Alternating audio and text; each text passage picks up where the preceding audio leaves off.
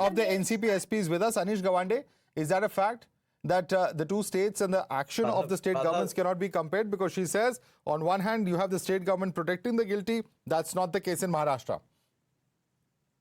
Madhav, to begin with, I think the allegations that are being raised by the government show that the government has completely lost its finger on the pulse of the state. I think this is a government that has no idea of the rage on the streets of the state. It has no idea of the public anger, and it's living in a delusional fantasy if it believes that political motivation is the only reason behind this. After the outrageous delay in filing of the FIR, after the outrageous way in which a pregnant mother was made to wait for 10 hours outside a police station, after the ridiculous way in which Special Prosecutor Ujjwal Nikam was appointed to head the inquiry, even though we have shown that the BJP has links to the administration of the school. So in these circumstances, it is ridiculous to claim that this is a completely politically motivated protest. The questions that have been asked on the basis of the misdemeanors by the police. There have been no answers on that front, and there is an attempt to deflect blame. I'll give you an example. I was on the Shiva Swarajya Yatra with our state president Jayant Patil and Amol Kolhe, and the government has made their entire campaign about women's rights, about the Ladki Behna scheme, and people across the state are complaining about the fact that women are not safe in the state. Just yesterday, I told you on the show, Madhav, that crimes against children have tripled in the last 10 years.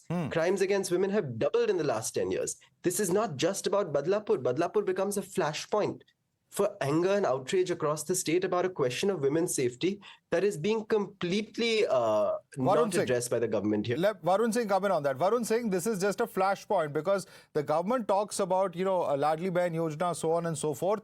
But here you have the protesters coming out and say, we don't need such yojanas. At least provide safe spaces for women, ensure the safety and security of women. That's what several of these lady protesters have been saying live on our cameras through the course of yesterday and today.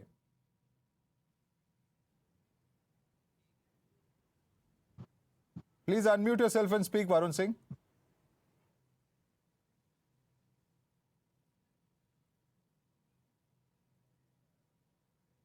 But I think there's an audio issue there. Keya Ghosh, would you like to take that question? Because here you have, Anish pointing out what really is happening on ground over here is at odds with what the political establishment in Maharashtra is saying at the moment. Please respond. Keya Ghosh. I'd like to mention to Anish that, yes, of course, no rape could be justified. Having said that, I see, the opposition, they are baying for the blood. They are just waiting to make it political. The difference is, like he mentioned himself, Ujjwal Nikam. Ujjwal Nikam is there to punish the guilty, wherein Kapil Sibal, representing West Bengal, is trying to cover up the flaws. Is trying to shield the guilty, is trying to shield that the hospital and everything, they are a safe haven. That is the difference. And one thing, of course, I'd like to mention that to Mr. Jha also, that there's one lady called Priyanka Chaturvedi. We haven't seen her during all this RG campaign. We haven't seen her, shedding even a drop of tear for the RG victim. However, the incident happens, and now we see Priyanka Chaturvedi all vocal, all on the streets, and all over social media. However, I don't have the privilege to see her as she has. Maharashtra happens to be your home state, but since you're asking the question of the Shiv Sena UBT, Chandrasekhar Jha, would you like to respond to Keya Ghosh? The incident which has happened is a grievous offence, and in any manner, the Kolkata incident and Maharashtra incident, both are incidents of grievous nature, and this kind of politics should not be done in a state where this kind of grievous offences are being done and the police or the state does not take action.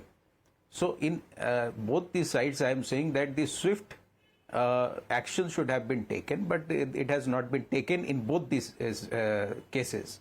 So the public outrage is complete and clear, and it is against the government. Now what we are seeing that it is a result of public protest, and the Chief Minister himself is lamenting that it is a political agenda or political conscience which is being agitated against by these persons. It is completely wrong, and this kind of statement should not be made by a CM. And we expect that law and order situation in Maharashtra should be Well, sir, the state in a government, positive the state manner. government certainly But, has we not. are seeing for last Certainly, 2 the state government has, not fulfilled its job, I should say, given the kind of political statements back and forth. Accountability has to be there, and if any state government shies away from its accountability, it's certainly a matter of huge concern. And I think very clearly the public outrage that is evident on the streets is there. But the larger question is whether we maintain our calm, even though there are such outrageous crimes happening, outrageous incidents happening. Certainly that's a big question, and that's where the Maharashtra government and West Bengal government continue to be on test. We'll have to leave it there. Thanks so much for joining us this evening.